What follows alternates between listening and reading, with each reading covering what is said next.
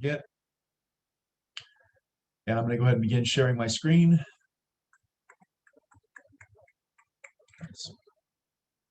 And Alex, Ange, can you see that? Yes. Great, thank you. Okay, the purpose of today's meeting is just to kind of give you, a little bit more information on what middle school return is going to look like on the 25th, the return for blended students. I think I've shared most of it. I don't think there's a lot new here, but I just want to make sure I met with everyone and then had a chance to get this out prior to their return. So first, welcome, as kind of took care of that, and I have record there. That's my own reminder to record the meeting, which I have begun recording, so we're good there. For the meeting, if you have questions along the way, if you please put them in the Q&A section as opposed to the chat. The Q&A just helps. If it's in one spot, it's much easier to organize and keep track of things. So any questions, please enter in the Q&A and I'll get those to the end, at the end. If you have student-specific concerns, please, those should be emailed to the appropriate staff member. This isn't particularly the forum to address issues with your specific children, but certainly if you have those, we want to address them. So, just email those to the appropriate staff member, keeping in mind that over break, people may not be checking their emails as frequently, so some of your queries may not get answered until we get back, okay? As we begin, I want to make clear, students who are currently in full remote, they really will be impacted very little, if at all, by this move. So if you are a parent of a child who's in full remote, you're obviously more than welcome to stay, but there'll be very little impact on your child's schedule at all, okay? So sixth grade, there'll be virtually zero. Actually, I don't think there'll be any grades. They may lose a brief, like a special here and there, but that has yet to be worked out. But their schedules will really not change by and large, particularly for the content area subjects.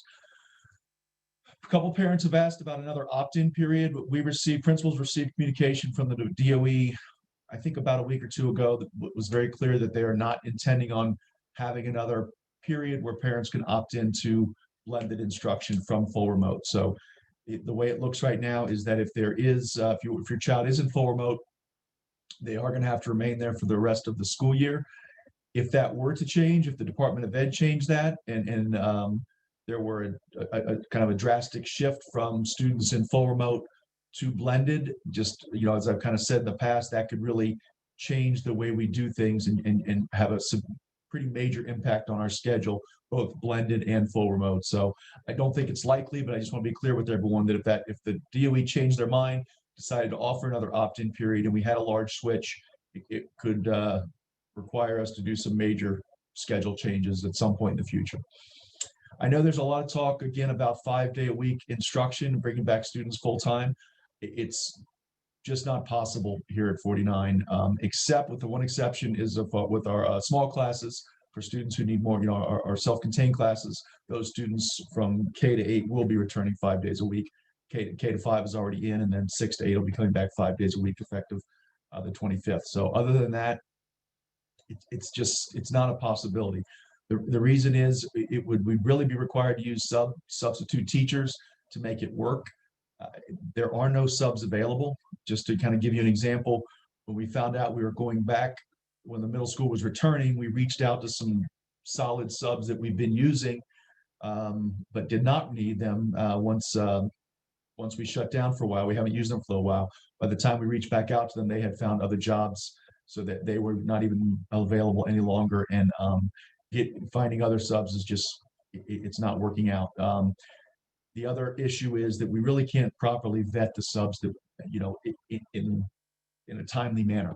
So, if we were, even if there were a lot of subs available, what you'd have to, consider is that your child might be coming back 5 days a week, but they could end up in a class that's being taught exclusively by substitute teachers.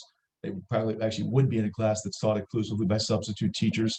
And I really wouldn't have time to vet them, make sure that they had the right licenses. So they're just not out there, is really the bottom line. For those of you that are coming back, returning to blended, please make sure that you've done your COVID testing consent. Okay, that's the one thing the DOE is taking a hard line on, is that if the child does not have consent for COVID testing, that child cannot come for in-person learning. If a child is sent into the building without COVID consent, The guidance that we have as principals is to put that child in a room with a staff member by themselves, have them join remote instruction, and call the parent to come pick them up, okay? And yeah, I don't want to do that to a child, but it's just very important that you do give consent for COVID testing. That link there is the DOE health screening that also needs to be completed daily. As you know, it's probably easiest, especially with the older kids, if they have phones, just to have them continue to do it using the app. But when you do log in there, there's also a tab to give consent. It really takes 2 seconds, just checking yes, hit submit, and then you're done. You might want to screenshot it and save it. Sometimes the system does not register appropriately. So if your best bet, if you do that, once you get that, okay, you've that confirmation, screenshot that, save it. And that way, if we reach out and say, listen, it's not reflected, you can send that back to us and we can escalate that. Okay, as far as what things are going to look like, just like the rest of the students who are currently in school, there will be 2 cohorts. Okay, your children should have received their cohort and class assignments by now. They were sent to the New York City student emails. If you didn't get that, don't worry. We have, obviously a couple days when we get back on the 22nd prior to returning, so we can get that information to them. You can email Ms. Snell. Probably it's best to CC Ms. Delio on that. Again, you may not get a response right away, but we'll get that cleared up, Monday, Tuesday prior to coming back. There will be 3 classes in 6th and 3 in-person classes in 6th and 7th grade and 2 in-person classes in 8th grade, okay? The at-home classes will not be affected in 7th and 8th grade, okay? And so really in any of the grades, the at-home classes will not be affected.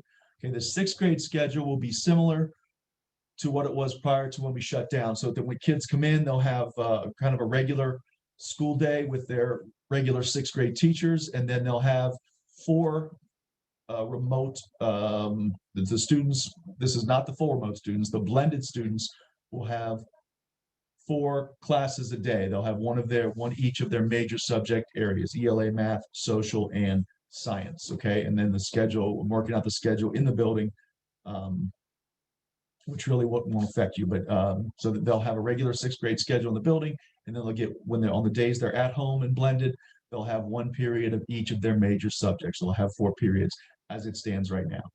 7th and 8th grade is a little bit different. They're going to be assigned more to classrooms than class is on in-person days, and they're going to follow their current schedule. Okay, so they'll be joining the Zoom instruction at home. The teacher will be in the room with them to assist them as needed. Okay, so there will be a teacher in the room, in the classroom with them. If a student needs like a small group or extra help, they can pull that child aside, but their schedule will remain as it is now. They'll just be, when on the days they're physically in the building, they'll just be joining their at-home instruction. Now, why are we doing it this way? I mean, the simple answer is there's really not a real good option to doing it this way, okay? 6th grade is remaining the same simply because there are more teachers available to work in person in 6th grade than there are in the other grades. Okay, that's one issue. As I said earlier, there are no subs available to bring into the building and then to teach the major subject, particularly in 7th and 8th grade. Like I said, let's forget 6th grade right now because their schedule is going to be pretty solid as it was prior to the shutdown. So I'm kind of speaking more to 7th and 8th grade right now. And the reason is the reason that they're following their remote schedules. Again, there's not enough subs. I have had people reach out to me and say, listen, I know someone who's interested in subbing, if you want to nominate them, and I've got some good candidates. The problem is the nomination process takes anywhere from 4 to 6 weeks. So even if I got someone's resume, got them nominated as a sub, they're usually not cleared for at least a month. By the time that's done, it's at this point, it's almost the end of March. We're going into spring break. So those candidates wouldn't even be available to potentially end of March and April. Okay, the other question you got to ask yourself is, would you prefer, the current schedule, or would you prefer that your children were taught by subs if they were available? So the potential there could be, all right, let's say we had a bunch of subs that were available. Okay, then we can change the schedule, but your children may lose receiving instruction from their actual teachers. So that's one of the reasons there. Another reason. Doing this for 7th and 8th grade in particular will provide the most continuity of instruction. The schedule's been set for quite a while. The students are used to it. The teachers obviously have gotten used to it. And to disrupt the entire schedule at this point, I really don't think it's beneficial. Again, by the time we get back, it's going to be the end of February. There's 4 months left of school. To reprogram or reschedule at this point, I just don't think is in the kids' best interest. And then the D there is really would be the alternatives. So if we tried to have 7th and 8th grade, say, receive more traditional in-person instruction, it would require an entire new schedule for both grades. Okay, and that would affect every student, both full remote and blended students. Okay, now if we began that on February 25th, when we get back, that would be very disruptive to the, it would have a negative impact on, quite frankly, their report cards and the way their grades are calculated, because they'd be switching teachers with only a few weeks left in the marking period. If we waited till March 13th, which is the first day of the third marking period, now we're starting a brand new schedule halfway through March. It would take, conservatively, it would take a week or so for the kids to get used to it. Now we're pushing up against the end of March. We're into the marking period, and again, you'd be having students being taught potentially by substitute teachers, which again just aren't available. That to redo the schedule in such a way that the emphasis, say, would be more on in-person instruction, that would, in some subjects, definitely mean that blended students would receive no synchronous instruction on at-home days, and that's just a staffing issue. The guidance that we've gotten from the DOE is to if you go that route, then students who are at home do not need to receive synchronous instruction. Now, we've been able to work it from really K to 8 so that blended students on at-home days do have some level of synchronous instruction, and we've actually increased that in most grades as the year has progressed. If we went and tried to put the emphasis for 7th and 8th grade on the in-person piece, the blended students, it would be impossible to get them synchronous instruction on days they were home. We don't have enough content teachers available. So in other words, if we redid the schedules, so again, the emphasis was on in-person instruction, that would mean there are some content areas in 7th and 8th grade where I would not have potentially a math teacher for the students who are at home, the full remote or the blended students. I may not have a science teacher for the students who are at home. I may not have a social studies teacher because those staff members will be pulled into the building. And again, there are no viable replacements out there. So, and then the other alternative, or the other potential consequence of the alternative, would be may not be able to maintain the honors classes, and I just don't think that's fair to do to those students, in the third marking period to span that class. So really, staffing drives, this entire issue. Again, I do know that you probably see things on the news about middle schools returning. You hear stories about some schools returning 5 days a week. I don't know any colleague in the district in a middle school that's doing that. I don't know any. Quite honestly, I know of one principal in the city that's able to do it just because the school's so small and the ratio of teachers who have accommodations and students who are staying home just works out well. When you hear of schools going 5 days a week, and some of the numbers that are thrown around that this many schools have it, what seems to be the case is that those schools are bringing in a certain percentage of their students 5 days a week, and that's where the I guess the data is released that schools are doing so. But unfortunately, it's just not a realistic possibility for us here at 49. That really is, to be honest with you, that's the gist of it. There's not a lot more to explain short of going to the Q&A and answering any questions that are there. So I'm going to go ahead and stop the share, and I'll go to the Q&A. For 7th and 8th grade, will the same teachers in the class, for 7th and 8th grade, will it be the same teacher in the classroom with them that is instructing on Zoom? Or no, it's a good question. No, the teachers, the most effective way to make sure that the schedule is consistent is that the teachers at home will be providing the instruction. Okay, the few teachers who are coming in to cover the students in the class, they will not be providing the instruction, but they will be there to assist the students. So for example, you may have in one classroom, you may have students from 801, 2, 3, and 4 all joining different Zooms, but you'll have a teacher there. I gotta get the custodian. Sorry, there's a guy outside to get the custodian.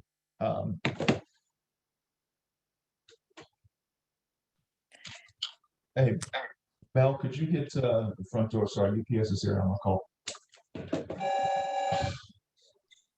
So I can take over, Mr. Cardi. So Oh, go ahead, for a second. they are going to be in one classroom. You should mute though because of the phone.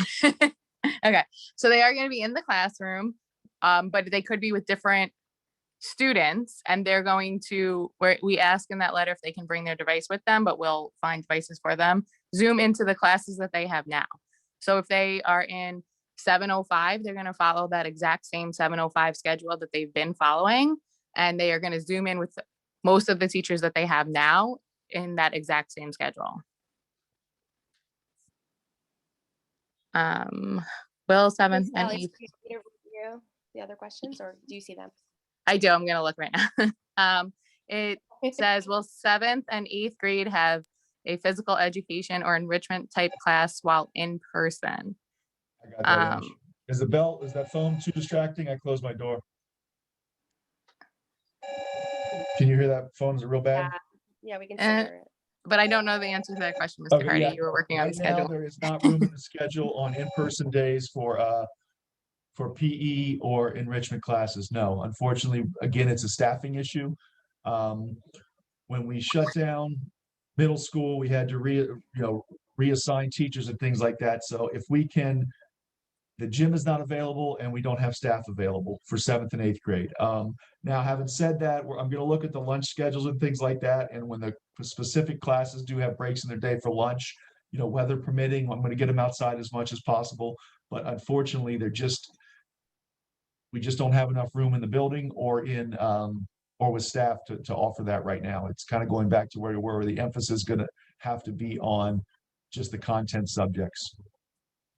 Yes, that does mean, does that mean, the question is, does that mean all cohorts go back to school on February 25th? February 25th is a Thursday, which makes it a cohort B day. So any student who's in cohort B will be back on Thursday. And then Monday, the schedule was posted. It was blasted out a couple of times. It was also on Instagram, and I believe it's on the website. But the general schedule is Monday and Tuesday are always A days. Thursday and Friday are always B days, and Wednesday rotates week to week. I don't have the schedule in front of me, but we'll make sure that second week is clear to everybody when we get back. Blended students with IEPs, will the in-person teacher have a special ed background? No, I can't guarantee that. Again, we're pretty much, we're back to where we were in the same way we've been with elementary schools since the beginning. There just are not enough teachers with special ed backgrounds. What we will be doing, or will continue though, through the end of the year at this point, I think, is the extra help we're doing weekly for the IEP students and ICT classes. But unfortunately, we do not have enough teachers with special ed backgrounds. Now, every student will be receiving instruction. Before I say that, I believe every student will be receiving instruction at some point through the day with a teacher who's got a special ed background. But we will not again be able to have the traditional ICT setting. It's just a staffing issue. There're just not enough staff members nor available. There's just no two ways about it. They're just not there. What about the 8th grade math teacher and ELA teacher teaching in person? They were there before. Those teachers can come in and teach in person. The 8th grade math, I mean, to be very honest, the 8th grade math teacher has been teaching remotely really pretty much since the beginning of the year. Unfortunately, if I bring in an 8th grade math teacher, there'll be no one at home teaching them. So it's just unfortunately it's not going to work. And if we pulled the 8th grade math teacher, there would be no 8th grade math teacher for anybody at home, unfortunately. Can you email the link for parents to switch students to fully remote? Yes, I will. I just posted it in the chat. Oh, thank you. Alex put that in the chat, so it's there in the chat. please, if, I understand, and I think I've said this at most of the PTA meetings throughout the year, if the middle school students, particularly at this point in the year, are the emphasis of the instruction is going to be in 7th and 8th grade at home. And I understand if people want to switch, if your child, and I also understand if your child really wants to get in and be around students and teachers and things like that, I get that completely too. So, you just, it's a decision, you're going to have to make if you just do decide to switch to fully remote. But will the honors classes have any in-person instruction or help from their teachers? Well, the honors classes, the students in the honors class will have teachers with them every day, but their teachers will be teaching remotely. So there will be there will be teachers in the room with them to offer help and extra help if they need it, but their instruction will be remote. To be very honest, if I started polling teachers to bring them into the building, I would potentially, actually most definitely, have to disband the honors classes to redistribute the students correctly. So, one variable that weighs into this is maintaining the honors classes. And in order to really do that effectively, the instruction's got to remain remote. I'm sorry, I missed the beginning of the webinar. I'm understanding that kids from different classes will be in one classroom and will be joining Zoom. Yes, that's exactly right. The students will be coming in. They will be divided into groups. They'll be in a classroom with the teacher. Now, there will be teachers there with them. There will be a teacher in the room with them to give them help if they need it, potentially pull small groups, in collaboration with the at-home teacher if necessary.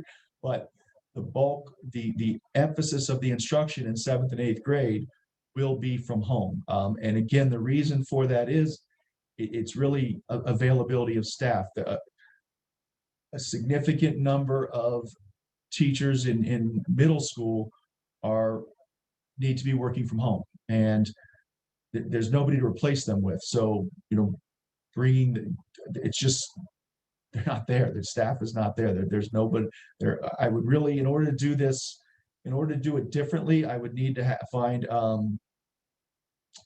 a licensed ELA math, social, and science teacher at a bare minimum to even consider that, and find those 4 candidates on, really the week we get back from break, vet them, make sure that they're, up to the standards that we would want teaching our students, and then bring them on. Now, if they were licensed teachers and we tried to hire them, there's no money to hire them.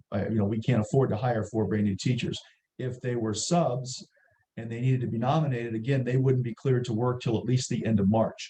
So there just aren't enough staff available in our building or outside of our building to do it any other way effectively.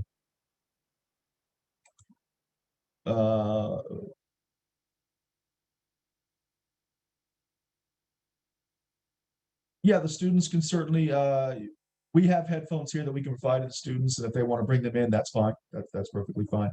Question was can the students bring in headphones to use? Absolutely, of course. They have their own, that's fine. If they need them, we can get them for them.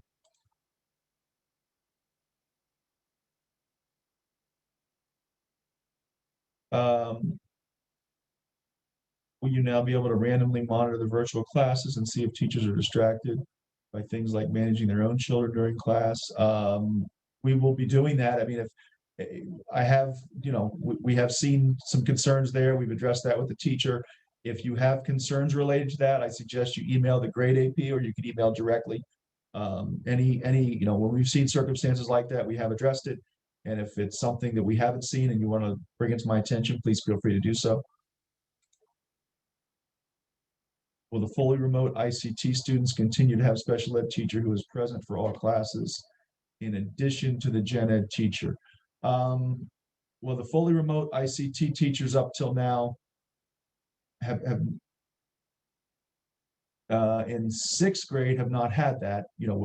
Since the beginning of the year, we just haven't been able to, we haven't had the staff for that. 7th and 8th grade, no, it is going to be, the ICT teachers are going to have to be redistributed similar to what they were in the beginning of the year.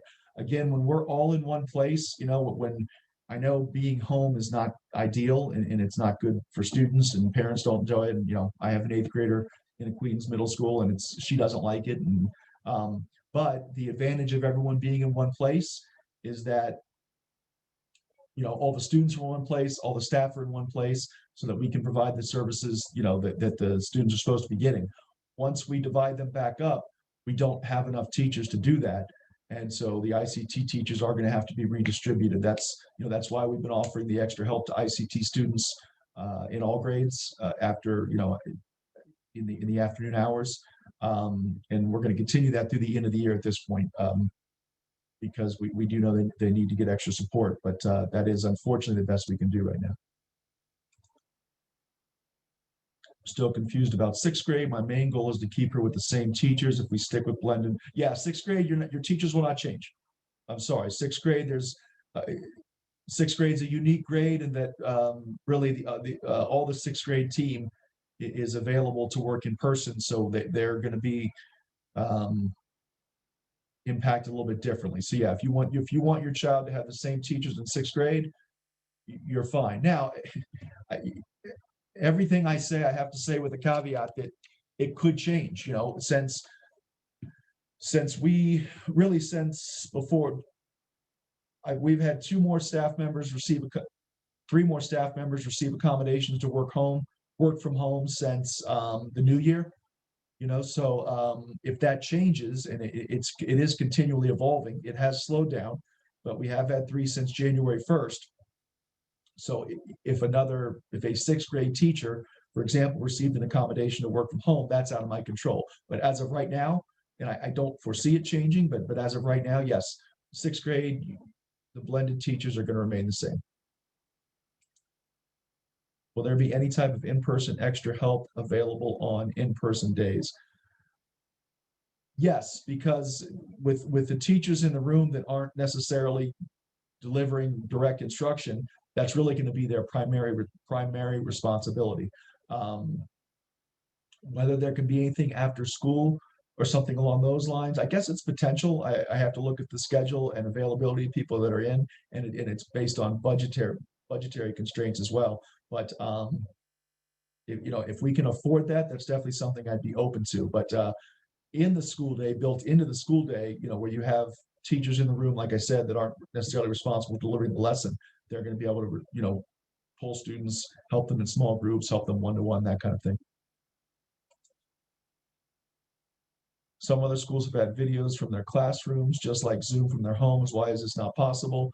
It's not possible because you can't mandate it, is the bottom line. And it would not necessarily be a cure-all in this case, but that's really what we're doing for 7th and 8th grade. It's happening from home. In essence, that's what's taking place in 7th and 8th grade. It would be the same thing whether the teacher's doing it from home or the teacher's doing it in person. I guess it's kind of the reverse, but that's essentially what's taking place. But it's just not something that can be mandated, and it's just that's the answer. Yeah, I do know my daughter's school's the same way. So some are doing it and some are not, and unfortunately, it's just not something that we can mandate. Will middle school kids be having state tests? No answer yet on state tests. My guess is no, but I shouldn't even say that publicly, because I know that the state has applied for a waiver from the federal government to cancel state tests for the year. There's been some in the news about that. I get my information on that based on the news. I don't have any inside information. The one thing that the state has come out pretty clearly on is that state tests must be done in person, so that if they were given, students who are in full remote, would I guess they would not be taking the exams. In my head, I just even logistically can't wrap my head around how state tests would be given with any validity. There's still a limit to how many students can be in each classroom, so you really would have to give the test over multiple days, which would affect test security if you've got one group of students taking it, say, on Monday, Tuesday, and the next group of students taking it on Thursday, Friday. Unless they were able to get different versions of the test out right away. But then if you have full remote students that don't take the exam, and blended students that do, that brings into question the validity.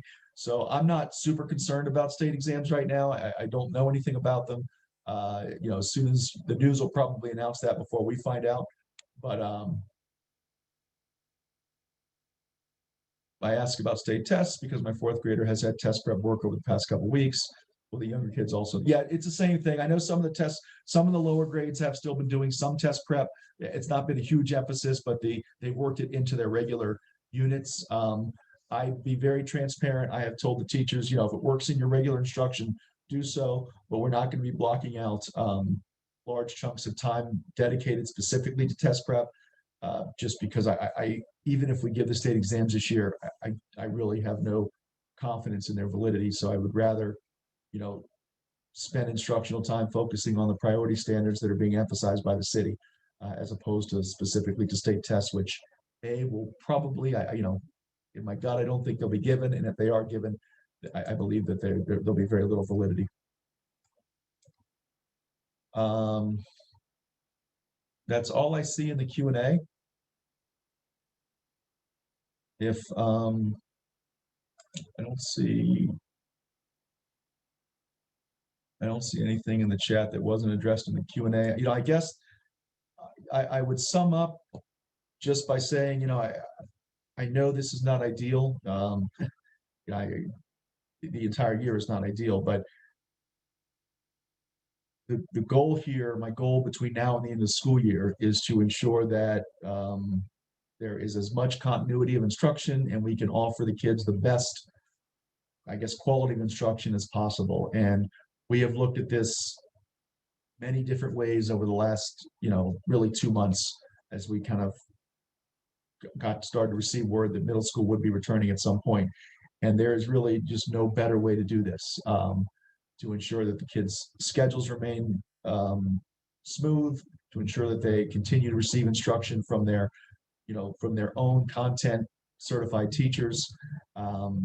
This is the best way to do it. And based on the resources we have and the circumstances. So I'm not going to, again, like I've said all year, I'm not going to say this is what we set out to do in the beginning of the school year, but given the circumstances, this is the best way to do it. If there are no other questions that might be, I guess for the whole group, I'm going to conclude here in just a minute. If you have, if something pops in your head over the next few days, or you have something specific to your students, you can feel free to email Ms. Agrensoni, the grade AP. You can email me directly. Again, just please keep in mind a few of us might be away for the next few days, so you may not get an answer immediately. But we do have some time when we get back to ensure that questions are answered before the 25th. I'm sorry, Alex, Ange, do you have anything? I just wanted to remind parents that the schedule is in the news section of the 49 online website. So it's under March and April. And then the February schedule is also in the spotlight section. So you have the February calendar and schedule in the spotlight section, and the March and April one in the news section. Can you see that right now, I Alex? also sent you, yeah, it's live. Mm-hmm. What's the that first Wednesday, I guess, would be the first Wednesday in March. Is that an A or a B day? I'm just curious.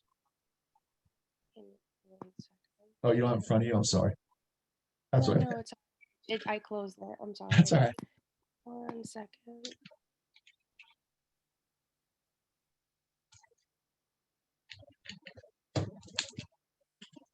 What day are you looking at? The first Wednesday in March. I guess it would be March. First Wednesday is Group A.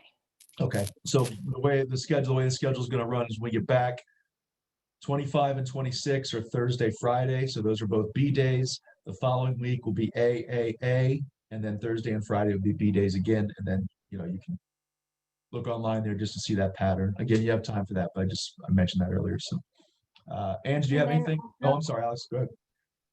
I'm sorry. I had a parent email me about the consent form that it looks a little different when parents are logging on their mobile devices. So I sent you a screenshot of what it looks like. Parents are just going to have to log into their My Student account and click Manage Account.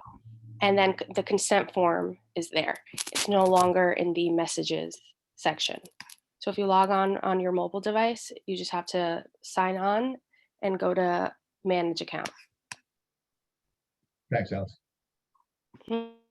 And do you have anything?